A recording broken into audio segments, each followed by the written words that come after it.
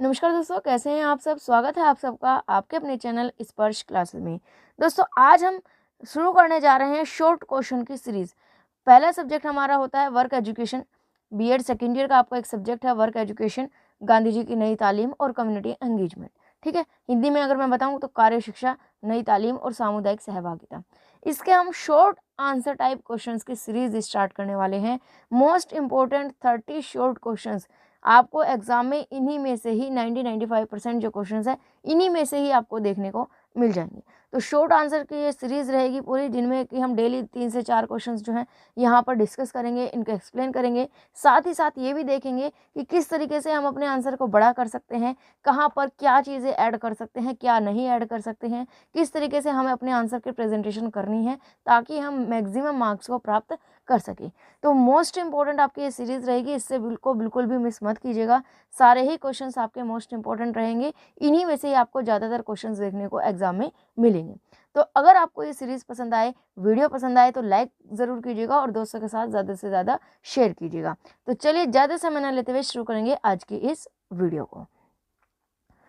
तो सबसे पहले हम वर्क एजुकेशन के बारे में बात करेंगे। तो कुछ हमारे सामने आपके क्वेश्चन है, वन बाय वन इनको हम डिस्कस करेंगे। सबसे पहला क्वेश्चन आपके सामने आता है, describe work education, explain it's concept in brief.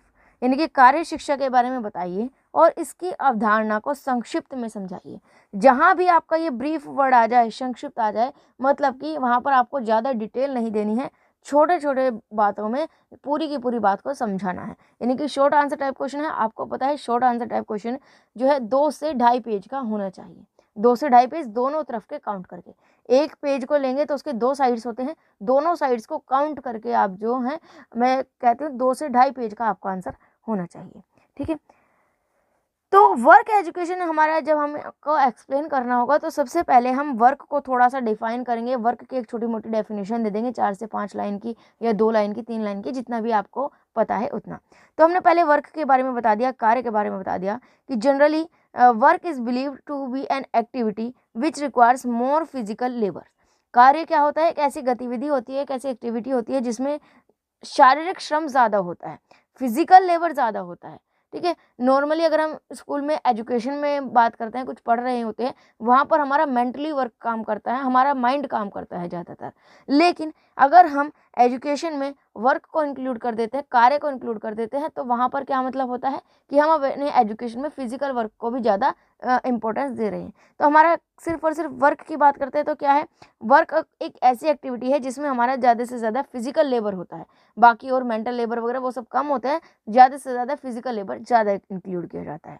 अब अगर बात करते हैं वर्क एजुकेशन की, तो हमारे एजुकेशन सिस्टम में, शिक्षा में अधिगम को बेहतर बनाने के लिए, लर्निंग को बहुत ही अच्छा बनाने के लिए, एजुकेशन सिस्टम को अच्छा बनाने के लिए, क्वालिटी लाने के लिए वर्क एजुकेशन कंसेप्ट का दिया गया। यानी कि एजुकेशन में, शिक्षा में कार्य को भी सम्मिलित करना चाहिए, कार्य को भी इम्पोर्टेंस मिलनी चाहिए। ठीक है, ये माना जाता है कि अगर हम अपनी एजुकेशन में कार्य को, वर्क को इंक्लूड कर लेते हैं तो उससे क्या होगा कि बच्चे खेल खेल में ही सीखेंगे, काम को करते करते बहुत कुछ चीज़ों को सीख जाएंगे और एजुकेशन के माध्यम से ही बच्चे जो हैं अपनी डेली लाइफ से डेली लाइफ से रिलेटेड काफ़ी एक्टिविटीज़ को सीख जाएंगे स्कूल में ही। दूसरा चीज़ ये होता है कि बच्चे जो भी कुछ पढ़ रहे हैं उसको थियोरेटिकल, जो आप पढ़ रहे हैं उसको प्रैक्टिकली में बच्चे अप्लाई करके देख सकते हैं। बच्चे जो है प्रैक्टिकल नॉलेज को सीखेंगे वहाँ पर। अगर आप वर्क को उसमें इंक्लूड कर देंगे तो कुछ एक्टिविटीज़ को शामिल करेंगे। एक्टिविटीज़ में क्या होगा, बच्चे जो डेली लाइफ के, जो रियल वर्ल्ड की जो एक्टिविटीज़ होती है वो शामिल की जाएगी। तो रियल वर्ल्ड से बच्चों का इंट्रोडक्शन होगा। सिर्फ और सिर्फ किताबी ज्ञान रटने के सिवाय रियल वर्ल्ड क्या होता है, रियल वर्ल्ड में क्या क्या एक्टिविटीज़ होती है, उन सभी बच्चों को पता चलेगा। आगे हम डिटेल में देखेंगे तब आपको और ज़्यादा पता चल जाएगा। वर्क एजुकेशन क्या है, ये एक कंसिडर किया जाता है purposeful and meaningful physical labour. जब हम शारीरिक श्रम को करने के पीछे हमारा कुछ पर्पज़ हो, कुछ मीनिंग हो और हम एक काम कर रहे हैं जिसका कि हमारा एक उद्देश्य है, तो वो हमारा वर्क एजुकेशन कहलाता है। Which is organised as the inherent part of educational process. Work education वो है जब हम वर्क को, कार्य को एजुकेशन का एक इनहेरेंट पार्ट बना देते हैं, एक निहित भाग बना देते हैं। वर्क एजुकेशन जो हमारी होती है ये नॉलेज की अंडरस्टैंडिंग पर ज़्यादा एम्फेसाइज करती है, ज़्यादा फोकस करती है। सिर्फ और सिर्फ ये नहीं कि बच्चों को नॉलेज दे दी काम खत्म, बच्चे को उस नॉलेज की समझ भी आनी चाहिए, प्रैक्टिकल स्किल आनी चाहिए बच्चों में, ठीक है। तो इस चीज़ पर ज़्यादा फोकस्ड दिया जाता है। आगे अगर हम देखें तो मेरिट्स क्या हैं, यानी कि गुण क्या है वर्क एजुकेशन के, या क्या इंपॉर्टेंस है, क्या नीड्स है कार्य शिक्षा की, तो ये नीचे कुछ पॉइंट्स दिए हुए हैं। It establishes coordination in hand and brain, यानी कि जो आपकी कार्य शिक्षा होती है वो आपके दिमाग, आपके मस्तिष्क और आपके हाथों में समन्वय पैदा करती है, ठीक है, कोऑर्डिनेशन बैठाती है। आप वर्क एजुकेशन के अंतर्गत कोई एक्टिविटी कर रहे होते हैं तो आपका माइंड भी चल रहा होता है और आप हाथों से अपना एक्टिविटी भी कर रहे हैं, तो आप फिजिकली भी एक्टिव हैं पूरी तरीके से और आप मेंटली भी एक्टिव हैं। तो आपका हैंड और ब्रेन में कोऑर्डिनेशन जो है वो डेवलप होता है, इस्टेब्लिश होता है। वर्क एजुकेशन से बच्चों में प्रॉब्लम सॉल्विंग की स्किल डेवलप हो जाती है, क्रिटिकल थिंकिंग की स्किल डेवलप हो जाती है और डिसीजन मेकिंग की हो जाती है। बच्चों को कोई भी एक्टिविटीज़ दे दिया जाए, कोई प्रोजेक्ट दे दिया जाए, कोई काम दे दिया जाए, कुछ भी एक्टिविटी दे दी जाए, तो उसमें क्या होगा, बच्चे खुद से करेंगे। प्रॉब्लम सॉल्विंग की जो एबिलिटी होती है वो बच्चों में डेवलप होती है, ज़्यादा सोचने समझने की शक्ति डेवलप होती है, कुछ डिसीजन लेने की, निर्णय लेने की क्षमता जो है वो बच्चों में डेवलप होती है। It helps in development of personality, इससे बच्चों का, व्यक्ति का व्यक्तित्व भी विकसित होता है। वर्क एजुकेशन जो होती है ये एक अपॉर्चुनिटी प्रोवाइड कराती है स्टूडेंट्स को, जिससे कि वो इंटरेक्शन कर सकते हैं different tool, different methods, material और ऑब्जेक्ट। वर्क एजुकेशन ये ऐसी सिस्टम है, या ऐसा कंसेप्ट है जहाँ पर बच्चे अलग अलग तरीके की तकनीकी, अलग अलग उपकरण, अलग अलग मेथड्स, अलग अलग मटेरियल से रोज़ाना डील करते रहते हैं। हर एक एक्टिविटी के लिए कुछ ना कुछ अलग टूल्स का इस्तेमाल किया जाता है, कुछ अलग टीचिंग मेथड्स का यूज़ किया जाता है, टेक्निक्स का यूज़ किया जाता है, तो बच्चों को वो चीज़ें इंटरेस्टिंग लगती हैं। वर्क एजुकेशन जो होता है बच्चों को रियल वर्ल्ड से इंट्रोड्यूस कराती है। मान लीजिए बच्चों को कताई बुनाई सिखाई जा रही है प्राइमरी लेवल पर, ठीक है, तो बच्चों को रियल वर्ल्ड जो है, वास्तविक जो जीवन है उससे इंट्रोड्यूस कराया जा रहा है। It develop understanding and feeling of pride towards the importance of physical work and labour, ये मोस्ट इम्पोर्टेंट है आपका।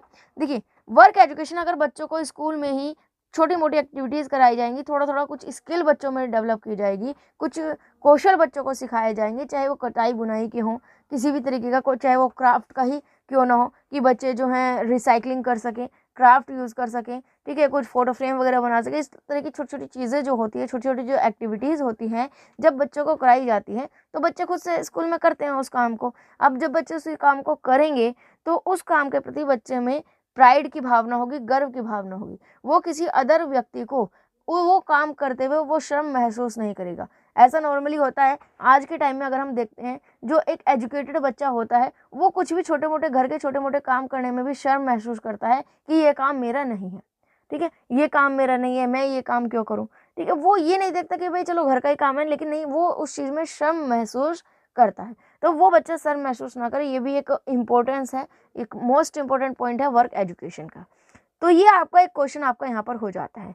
अब यहाँ पर कुछ बातें हैं जो कि इम्पोर्टेंट है, आपको ज़रूर ध्यान रखनी होगी अगर इस तरीके का क्वेश्चन एग्जाम में आता है। तो यहाँ पर आपने कुछ चीज़ें नोटिस की होगी। हमसे वर्क एजुकेशन के बारे में पूछा गया, ठीक है, मेन बात हमारी वर्क एजुकेशन पर ही है, लेकिन उसके साथ साथ हम कुछ ऐड ऑन भी करते हैं ताकि हमारा आंसर बड़ा हो सके। कई बार ऐसा होता है कि जो क्वेश्चन में पूछा गया है उसका अगर हम आंसर लिख भी देते हैं तो भी हमारा आंसर इनफ नहीं होता, छोटे से में ही हम पूरा बात को कह देते हैं। फिर हमें लगता है कि आंसर बहुत ज़्यादा छोटा हो गया है, आंसर तो कम से कम 2 से ढाई पेज का होना चाहिए, तब क्या करें। देखिए, यहाँ पर वर्क एजुकेशन पूछा गया है तो सबसे पहले हमने वर्क को डिफाइन कर दिया, चाहे 2 लाइन में, 3 लाइन में, 4 लाइन में, 5 लाइन में, जितना भी एक छोटा सा डेफिनेशन है। 5 लाइन से ज़्यादा मत कीजिएगा, 4 से 5 लाइन में वर्क को हमने जो है एक्सप्लेन कर दिया। इसके बाद हम मेन हेडिंग पर आए, वर्क एजुकेशन। अब चाहें आप तो इस वर्क एजुकेशन की मेन हेडिंग को लाइन के सेंटर में यहाँ पर डाल सकते हैं और उसके बाद अपना स्टार्ट कर सकते हैं, ताकि पता चल जाए एग्जामिनर को यहाँ से मेन क्वेश्चन शुरू हो रहा है, ठीक है। आपने इसको एक्सप्लेन कर दिया, उसके बाद भी मान लीजिए कुछ अपनी तरफ से आप ऐड कर सकते हैं। ऐसा ज़रूरी नहीं है कि जो आप नोट्स में देखे, बुक्स में देखे, वही सब कुछ रट के जाना है। इसको आपको अपनी लैंग्वेज में, जैसे जैसे मैं एक्सप्लेन कर रही थी, इसको आपको अपनी लैंग्वेज में लिखना है। तो यहाँ पर तो आपको छोटा सा लग रहा होगा, कुछ टाइपिंग की वजह से छोटा सा लग रहा होगा, जब आप इसको कॉपी में लिखेंगे तो बड़ा बड़ा हो जाएगा, ठीक है। आप अपनी तरफ से लाइन से ऐड कर सकते हैं। उसके बाद भी अगर आपको लगता है कि आपका आंसर छोटा रह गया है, तब आप कुछ सब हेडिंग्स होती है हर एक टॉपिक में आपको देखने को मिलेगी, जैसे कि मेरिट्स का, डिमेरिट्स क्या है, इंपॉर्टेंस क्या है, नीड्स क्या है, प्रिंसिपल्स क्या है, ऑब्जेक्टिव्स क्या है, इस तरीके की हेडिंग्स जो हैं आपको बीएड में हर एक टॉपिक में मिलेगी। तो ये हेडिंग्स आप ऐड कर सकते हैं और अपना आंसर को बड़ा बना सकते हैं। तो ये कुछ तरीका होता है जब ये सोचा जाता है कि भाई इस शॉर्ट आंसर में इस छोटे से क्वेश्चन को कैसे एक्सप्लेन करें। इसके बाद नेक्स्ट क्वेश्चन है हमारे पास, describe in brief work experience. हमें वर्क एक्सपीरियंस, कार्य अनुभव के बारे में डिस्क्राइब करना है। तो कार्य अनुभव, वर्क एक्सपीरियंस के बारे में बताना है। पहले तो हम यहाँ पर वर्क के बारे में थोड़ा सा बता देंगे, जैसे हमने पहले क्वेश्चन में बताया वैसे ही आप यहाँ पर भी वर्क के बारे में थोड़ा सा बता देंगे, ठीक है। और उसके बाद वर्क एक्सपीरियंस सेंटर में हेडिंग डालकर और उसको एक्सप्लेन करना शुरू कर देंगे। अब वर्क एक्सपीरियंस, कार्य अनुभव क्या होता है? हम कुछ भी कार्य करते हैं, कोई भी एक्टिविटी करते हैं, चाहे वो एक्टिविटी छोटी हो या बड़ी हो, उससे हमें कुछ सीखने को मिलता है, कुछ अनुभव मिलता है, कुछ एक्सपीरियंस मिलता है। जब हम सेकेंड टाइम वही सेम एक्टिविटी करते हैं, तब हम पुराना जो हमारे पास एक्सपीरियंस रहा है उसको ज़रूर यूज़ करते हैं, उसको देखते हुए ही हम नई एक्टिविटी करते हैं।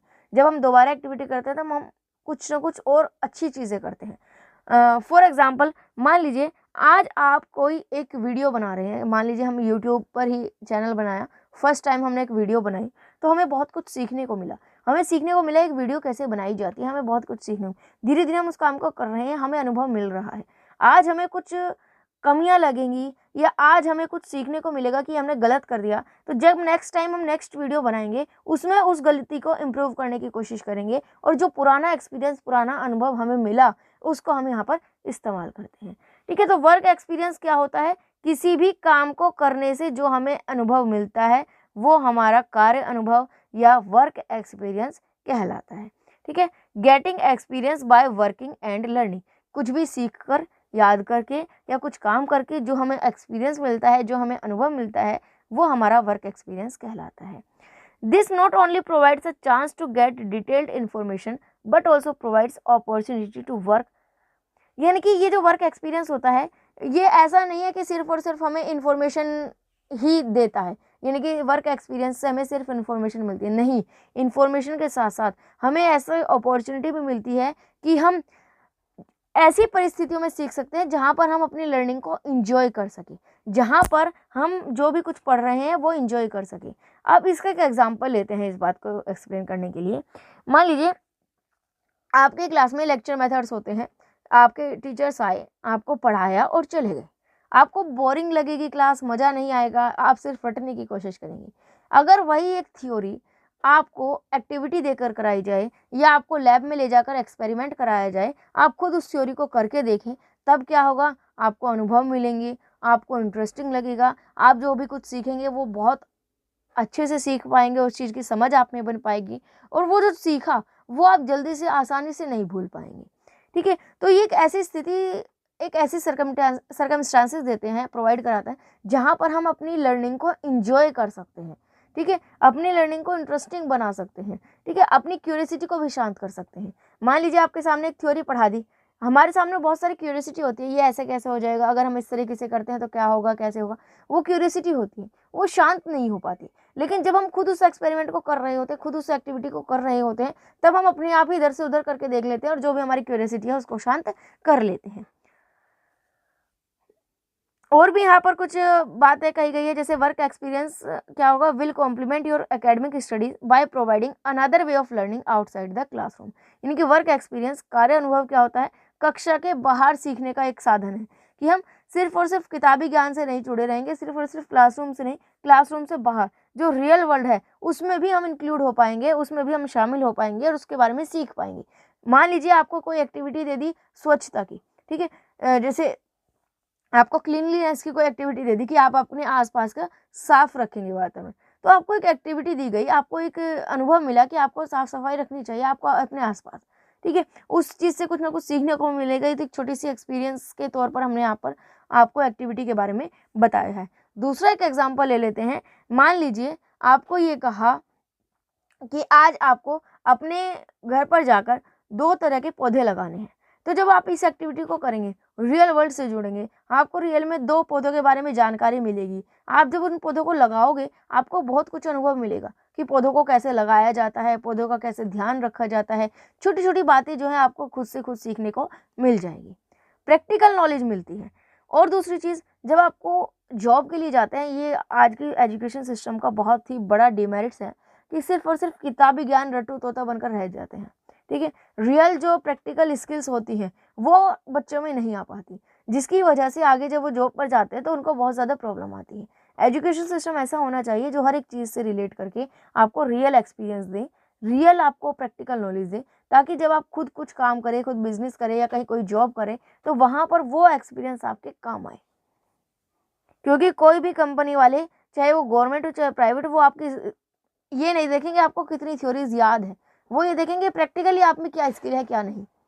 आप इसको बाकी आंसर को पढ़ सकते हैं और बेहतर समझ आ जाएगा।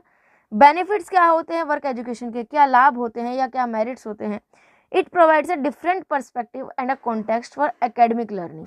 ये जो वर्क एक्सपीरियंस होता है ये एकेडमिक लर्निंग में एक डिफरेंट पर्सपेक्टिव को प्रोवाइड कराता है, एक अलग ही परिप्रेक्ष्य हमें देखने को मिलता है क्लासरूम से अलग।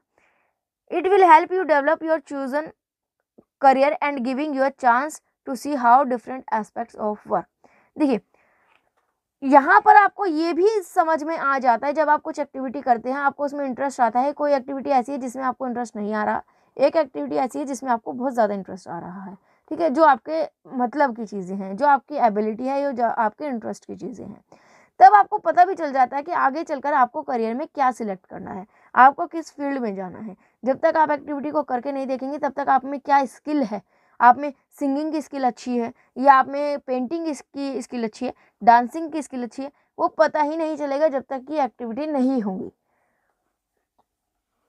It will helps you develop personality.